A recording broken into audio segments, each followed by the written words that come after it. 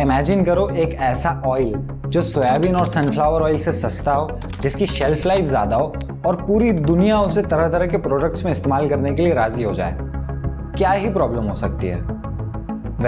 हर साल हज़ारों किलोमीटर जंगल जलाए जा सकते हैं, अरबों टन कार्बन डाइऑक्साइड एनवायरनमेंट में रिलीज हो सकती है, 50,000 से ज़्यादा ओरेंगुटेन्स की मौत हो सकती है और लाखों जानवरों का घर उजड़ सकता है। मैं बात कर रहा हूँ पाम ऑयल की। इस वीडियो में हम पाम ऑयल के बारे में विस्तार से बात करेंगे कि कैसे उसके कारण जंगल कट रहे हैं, वो कौन कौन से प्रोडक्ट्स में इस्तेमाल किया जाता है और क्यों इस सब के बावजूद हमें पाम ऑयल से बने प्रोडक्ट्स को बॉयकॉट नहीं करना चाहिए।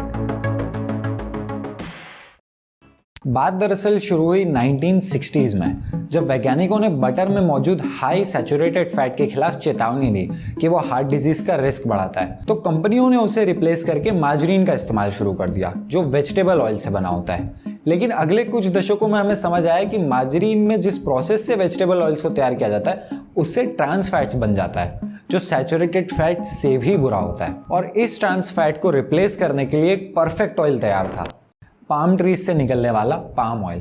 पाम ऑयल में ट्रांस फैट नहीं होते, ये रूम टेम्परेचर पर सॉलिड रहता है और ये दूसरे ऑयल से सस्ता भी है। इसी दौरान पूरी दुनिया की वेजिटेबल ऑयल्स की डिमांड बढ़ती जा रही थी और पाम ऑयल की इन्हीं क्वालिटीज के कारण उसका इस्तेमाल बाकी वेजिटेबल ऑयल से काफी ज्यादा होने लगा। 1970 में दुनिया में 20 lakh ton palm oil produce होता था और 2018 तक ही वो 35 गुना बढ़कर 7 करोड़ टन से भी ज्यादा हो चुका है और 2050 तक इसका प्रोडक्शन 3 गुना और बढ़कर 24 करोड़ टन होने वाला है। आज की तारीख में जितना भी वेजिटेबल ऑयल हम इस्तेमाल करते हैं, उसमें से 36% केवल पाम ऑयल होता है। अब पाम ऑयल का इस्तेमाल होता तो दुनिया भर में, लेकिन पूरी दुनिया का 85% पाम ऑयल केवल 2 देशों, इंडोनेशिया और मलेशिया से आता है और यहाँ पर पाम ऑयल का प्रोडक्शन कई तरह की एनवायरमेंटल प्रॉब्लम्स का कारण बन गया है। भाई बात साफ है, अगर इतने सारे पाम ऑयल के पेड़ लगाना है तो उसके लिए ढेर सारी जमीन चाहिए और वो आती है जंगलों को साफ करके। इंडोनेशिया और मलेशिया में कई इंडेंजर्ड जंगली जानवर जो विलुप्त होने की कगार पर है, उनके घर उजड़ रहे हैं इसी पाम ऑयल की खेती के लिए। दुनिया में अब 80,000 से भी कम ओरेंगुटेन्स रह गए हैं और उनके घर भी खतरे में हैं। Sumatran elephant, Bornean elephant, Sumatran rhino, Sumatran tigers, इन सब की तो गिनती अब हजारों लाखों में नहीं, सैकड़ों में हो रही है। 2022 की एक स्टडी के मुताबिक पिछले 20 सालों में इंडोनेशिया ने लगभग 2.5 करोड़ एकड़ का जंगल खो दिया था और इसमें से लगभग 1/3 डिफॉरेस्टेशन पाम ऑयल के कारण हुआ था। इसके अलावा पीटलैंड्स, जो बहुत बड़ी मात्रा में अपने भीतर कार्बन डाइऑक्साइड सोखते हैं और पर्यावरण के लिए बहुत महत्वपूर्ण होते हैं, उन्हें भी साफ कर दिया जाता है और पाम ऑयल की खेती इस सब का एक बड़ा कारण है। ग्रीन पीस की 2018 में पब्लिश हुई रिपोर्ट के मुताबिक दुनिया के सबसे बड़े ब्रांड्स, जिसमें यूनिलीवर, नेस्ले और कोलगेट आते हैं, उनके पाम ऑयल सप्लायर्स ने सिंगापुर के साइज से 2 गुना ज्यादा रेन फॉरेस्ट खत्म कर दिया था केवल पिछले 3 सालों में। ट्रॉपिकल फॉरेस्ट और पीटलैंड्स दोनों ही अपने अंदर बड़ी मात्रा में कार्बन डाइऑक्साइड सोख कर रखते हैं। जब पाम ऑयल की खेती और दूसरे कारणों के लिए इन्हें बड़ी मात्रा में जलाया जाता है, काटा जाता है, तो इनके खत्म होने से इनमें जो कार्बन डाइऑक्साइड स्टोर्ड थी, वो सारी की सारी एनवायरनमेंट में दोबारा रिलीज हो जाती है। दुनिया भर में पीटलैंड्स के खत्म होने से बहुत सारी ग्रीन हाउस गैसेस निकल रही हैं। हम इंसान मिलाकर जितनी भी ग्रीन हाउस गैसेस पैदा करते हैं, उसकी लगभग 6% केवल पीटलैंड्स के खत्म होने से आती है। एक के बाद एक पाम ऑयल की खेती के साथ वहाँ की मिट्टी की क्वालिटी भी घटती जा रही है और ऐसे में फिर फर्टिलाइजर्स और पेस्टिसाइड्स का उपयोग किया जाता है, जिससे सॉइल की क्वालिटी और घटती है और ये चक्र चलता रहता है। इसके अलावा पाम ऑयल से वाटर पोल्यूशन का भी खतरा रहता है।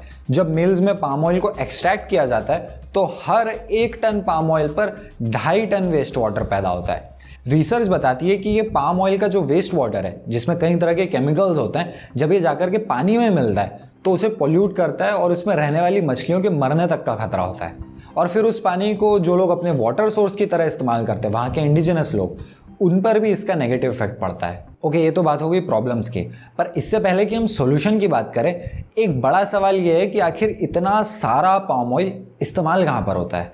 और इसका जवाब है हर जगह, लिटरली हर जगह। ग्लोबली जितना भी पाम ऑयल हम प्रोड्यूस करते हैं, उसका 2/3 तो खाने के प्रोडक्ट्स में इस्तेमाल हो जाता है, chocolate, margarine, pizza, bread etcetera बनाने में।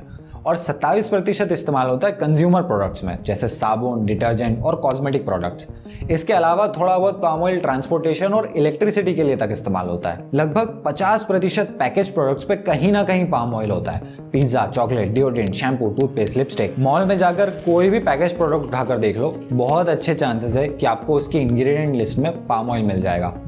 नहीं मिल रहा, चिंता मत करो, वो होगा, बस आप उसको देख नहीं पाए, क्योंकि पाम ऑयल के कई नाम हैं और उनमें से अधिकतर को तो आप पढ़कर पहचान भी नहीं सकते कि वो पाम ऑयल है। तो कुछ इस तरह से पाम ऑयल हमारी जिंदगी में बहुत गहरे बैठ गया है। भारत की बात करें तो हम लोग दुनिया में सबसे ज्यादा पाम ऑयल इंपोर्ट करते हैं। हमारा 30% पाम ऑयल मलेशिया और बाकी का इंडोनेशिया से आता है। भारत के बाद सबसे बड़ा इंपोर्टर चाइना है, यानी पाम ऑयल के कारण होने वाली बर्बादी में एशिया के देशों का बहुत बड़ा हाथ है। तो कुल मिलाकर के सिचुएशन ये है कि पाम ऑयल का इस्तेमाल बहुत बड़े लेवल पर किया जाता है। इतने ज्यादा प्रोडक्शन के कारण पाम ऑयल जंगलों के कटने, ग्रीन हाउस एमिशंस, जानवरों के हैबिटेट लॉस और सॉइल डिग्रेडेशन का कारण बन चुका है, और ये चीज हर दूसरे प्रोडक्ट में है। ओके, तो क्या हम सबको मिल करके एकजुट होकर के जानवरों और पर्यावरण को बचाने के लिए पाम ऑयल के सारे प्रोडक्ट्स को बॉयकॉट कर देना चाहिए?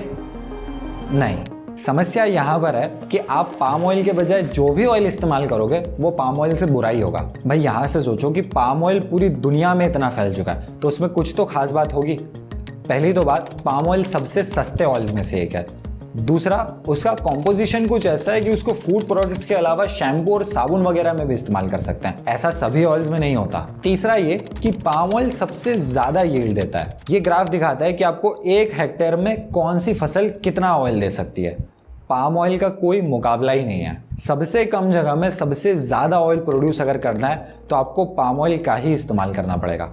वीडियो की शुरुआत में मैंने बताया था कि जितना भी वेजिटेबल ऑयल हम प्रोड्यूस करते हैं उसका 36% केवल पाम ऑयल होता है, और उस 36% को प्रोड्यूस करने के लिए पाम को केवल 9% जमीन की जरूरत होती है। मतलब 9% वो जमीन का इस्तेमाल कर रहा है और आपकी 36% जरूरतें पूरी कर रहा है। हालांकि पाम ऑयल के कारण ट्रॉपिकल रेन फॉरेस्ट खत्म हो रहे हैं, लेकिन ये भी सच है कि पाम ऑयल को सोयाबीन या सनफ्लावर या किसी भी दूसरे ऑयल से बहुत कम जमीन लगती है। तो अगर पूरी दुनिया पाम ऑयल के प्रोडक्ट्स को बॉयकॉट कर भी देती है तो उससे प्रॉब्लम सॉल्व नहीं हो जाएगी, प्रॉब्लम बस शिफ्ट हो जाएगी। और वो प्रॉब्लम फिर जिस भी प्रोडक्ट पर शिफ्ट होगी, जिस भी ऑयल पर शिफ्ट होगी, वो पाम ऑयल से ज़्यादा ज़मीन का इस्तेमाल करेगा। और अगर हमें पर्यावरण पर पड़ रहे बुरे प्रभावों को कम करना है तो हमें खेती के लिए इस्तेमाल की जाने वाली ज़मीन को कम करने की कोशिश करना चाहिए, ना कि बढ़ाने की। वर्ल्ड वाइल्ड लाइफ फंड ने अपने एक ऑफिशियल स्टेटमेंट में भी यही कहा कि पाम ऑयल को बॉयकॉट करने से ना ही रेन फॉरेस्ट प्रोटेक्ट होंगे और ना ही रिस्टोर, जबकि वो कंपनीज जो पाम ऑयल को सस्टेनेबल बनाने की कोशिश कर रही है वो असली सॉल्यूशन पर काम कर रही है। और इसी के साथ हम आते हैं सॉल्यूशन पर। पाम ऑयल की समस्या का केवल एक ही समाधान है और वो है सस्टेनेबल पाम ऑयल। और इन्हीं सब बातों को ध्यान में रखते हुए 2004 में round table on sustainable palm oil RSPO का गठन हुआ, जिसमें कई नॉन प्रॉफिट ऑर्गेनाइजेशंस के साथ साथ वो कंपनीज भी थी जिनके प्रोडक्ट्स में पाम ऑयल होता है। RSPO के अपने कई नियम है और ये उन लोगों को सर्टिफिकेट प्रोवाइड करता है जो इसके नियमों के अनुसार पाम ऑयल की खेती करते हैं। RSPO के लेटेस्ट स्टैंडर्ड के अनुसार पाम ऑयल की खेती के लिए कोई डिफॉरेस्टेशन नहीं होना चाहिए, जंगल जलाए नहीं जाने चाहिए और कम से कम पेस्टिसाइड्स का उपयोग होना चाहिए। इसके अलावा वर्कर्स का एक्सप्लॉयटेशन रोकने के लिए और भी दूसरे कई प्रोविजंस हैं। और इसमें जितने भी पाम ऑयल के फार्मर्स को सर्टिफिकेट दिया जाता है उनका हर साल ऑडिट होता है, ये सुनिश्चित करने के लिए कि वो ये सारी प्रैक्टिसेस फॉलो कर रहे हैं या नहीं। और देखा जाए तो समय के साथ चीजें बेहतर हुई हैं। 2013 में दुनिया की सबसे बड़ी पाम ऑयल कंपनी विलमार ने जंगलों के कटने, पीटलैंड्स के खत्म होने और लोकल कम्युनिटीज के शोषण के खिलाफ एक पॉलिसी अडॉप्ट की, और दूसरी कई कंपनियों ने भी धीरे धीरे यही किया। इंडोनेशिया ने प्राइमरी फॉरेस्ट और पीटलैंड्स में पाम ऑयल उगाने के परमिट्स देना बंद कर दिए। इसके अलावा टेक्नोलॉजी भी इंप्रूव हुई है और अब हम पाम ऑयल से होने वाले डिफॉरेस्टेशन पर ज्यादा अच्छे से नजर रख सकते हैं। इन सब डेवलपमेंट से मदद जरूर मिली है, लेकिन ऑब्वियसली मंजिल अभी बहुत दूर है। जितना पाम ऑयल प्रोड्यूस हम करते हैं उसका केवल 19% ही फिलहाल RSPO सर्टिफाइड है, और RSPO के सर्टिफिकेशन पर अभी दूसरी संस्थाओं ने सवाल उठाए कि वो उतने अच्छे से काम नहीं कर रहा। हालांकि तब भी वो हमारा फिलहाल बेस्ट ऑप्शन है। भारत में भी इसी तरह सस्टेनेबल पाम ऑयल की कोशिशें चल रही हैं। 2017 में Indian palm oil sustainability framework को लॉन्च किया गया था सप्लाई चेन को सस्टेनेबल बनाने के लिए, और 2018 में RSPO और दूसरी ऑर्गेनाइजेशंस ने मिलकर sustainable palm oil coalition for India को लॉन्च किया था। दूसरी ओर भारत सरकार फिलहाल कोशिश कर रही है कि हम नॉर्थ ईस्ट के एरिया में पाम ऑयल की खेती करें और आत्मनिर्भर बने। 2014-15 में भारत सरकार ने national mission on oil seed and palm launch किया, पर इस प्रोजेक्ट के फिर अपने चैलेंजेस हैं, जैसे कि भारत में पहले ही पानी की कमी है और पाम ऑयल एक वाटर इंटेंसिव क्रॉप है और इसमें फिर खतरा है भारत में जंगलों को खत्म करके ऑयल पाम उगाने का। लेकिन फिलहाल तो सरकार इन चैलेंजेस के बावजूद पाम ऑयल की खेती को पुश कर रही है। इसका एग्जैक्ट रिजल्ट क्या निकलता है ये तो वक्त ही बताएगा। तो समस्या गंभीर है, इस पर प्रोग्रेस भी हो रही है, जितनी तेजी से होना चाहिए उससे धीरे हो रही है। अभी भी पाम ऑयल के लिए जंगल काटे जा रहे हैं, लेकिन यही एकमात्र उपाय है। इसका समाधान इतना सीधा बिल्कुल नहीं है कि बस पाम ऑयल से बने प्रोडक्ट खरीदना ही छोड़ दो। जो लोग एनवायरनमेंट को लेकर थोड़े सजग है वो पाम ऑयल को अक्सर गाली देते पाए जाते हैं, पर पाम ऑयल देखा जाए तो अपने आप में एक अच्छा प्रोडक्ट है। बस हमें ये सुनिश्चित करना होगा कि उसे सस्टेनेबली ग्रो किया जाए और उसके कारण रेन फॉरेस्ट ना कटे और पोल्यूशन कम से कम हो। हालांकि पाम ऑयल को बॉयकॉट करना जंगलों के कटने का सोल्यूशन नहीं है, लेकिन एक और प्रोडक्ट ऐसा है जिसका दुनिया भर में जमकर इस्तेमाल हो रहा है और वो पृथ्वी के लिए पाम ऑयल से कहीं कहीं ज्यादा बुरा है और उसे जितना ज्यादा हो सके बॉयकॉट करना चाहिए। क्या है वो प्रोडक्ट, उसके बारे में जानने के लिए आप स्क्रीन पर आ रहे मेरे वीडियोस को जरूर देखिए। आपको पता चलेगा कि पाम ऑयल उसके आगे कुछ भी नहीं है और आप उसे अपने जीवन से हटाकर पर्यावरण को बचाने में मदद कर सकते हैं। धन्यवाद।